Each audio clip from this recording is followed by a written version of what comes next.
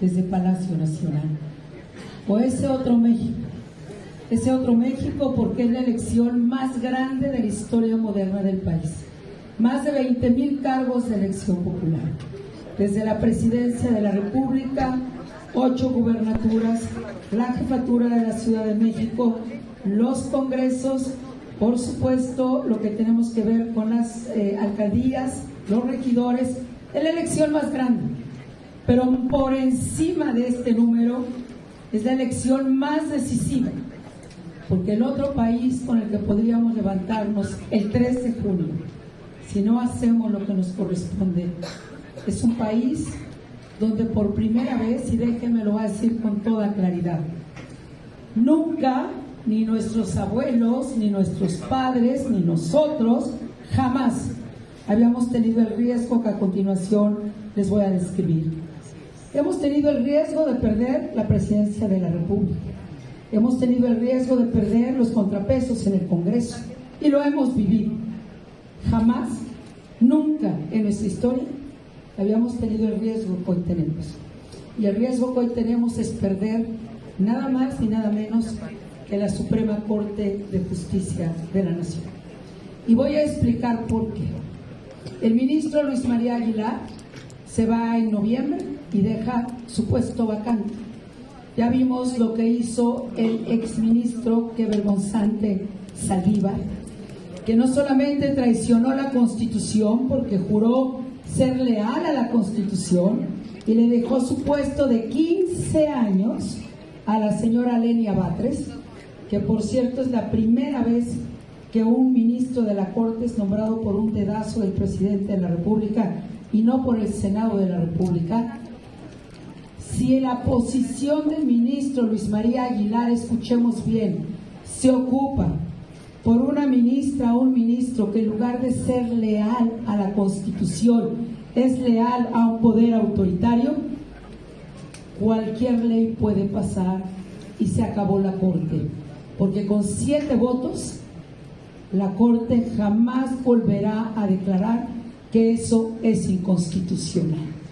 Nosotros en el Senado defendimos con todo el INE, pero no nos alcanzó. ¿Quién fue el que al final salvó el INE? La Corte. ¿Quién fue quien declaró inconstitucional la reforma eléctrica, esta ocurrencia, esta regresión de López Obrador? La Corte. ¿Quién fue el que regresó corriendo a Palacio de Gobierno al gobernador de Nuevo León, que regresó más rápido de lo que se había salido, preocupado por sus finanzas? La Corte.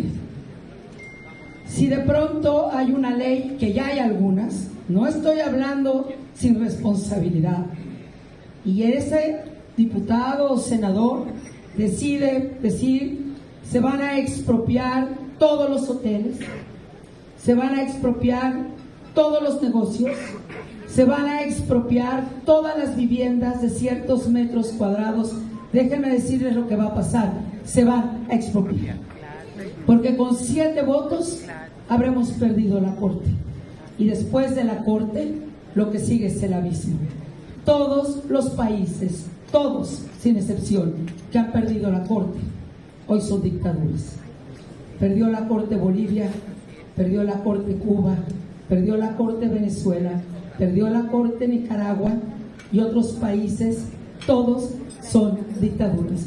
Nunca en la historia de nuestra vida habíamos estado en riesgo de perder la Corte. ¿Quién propone las ministras o los ministros de la Corte? La presidenta, la próxima presidenta de México. Por eso les quiero decir hoy que solo tenemos una opción, solo tenemos una alternativa. Si queremos seguir viviendo en este país que tanto amamos, si queremos salvaguardar el patrimonio que hemos construido a lo largo de generaciones, y es ganar el 2 de junio. Y por eso estoy aquí. Y por eso seguiré caminando este país incansablemente y ocupamos hacerlo juntos. Porque yo sí sé en qué país me quiero despertar el 2 de junio. Tenemos el riesgo de la Corte, y hoy tenemos un riesgo. No es que no existiera antes, siempre ha habido crimen organizado, pero nunca había sido tan poderoso como ahora. El crimen no solamente cogobierna en algunos estados, el crimen es el gobierno y el dueño en muchos estados. ¿Tenemos duda de esto? Déjenme darle las cifras oficiales. Basado en las cifras de este gobierno, que siempre tiene otros datos, así que imagínense cómo será la realidad. En nuestro país, un mexicano muere o desaparece cada 12 minutos. Una mujer es violada cada media hora. 7 niños hoy no llegarán a su hogar. Y habrá 7 mamás y 7 papás que probablemente jamás volverán a ver a esa niña o a ese niño. Tenemos un desaparecido por hora. En el Senado, Gina y yo y nuestra bancada no pusimos nuestro voto a favor. La semana pasada que el presidente ordenó salir a las tropas mexicanas, ¿en qué predicamento pone a las Fuerzas Armadas? A buscar a Panamá los restos de una persona, mientras aquí las mujeres rascan las fosas y las asesinan para encontrar a sus hijos, a sus hermanos, a sus hermanas. Y si no debiese haber madres o padres buscadores, a los que nunca ha atendido, a los que ha despreciado, y hoy desaparece cada día más los ya desaparecidos.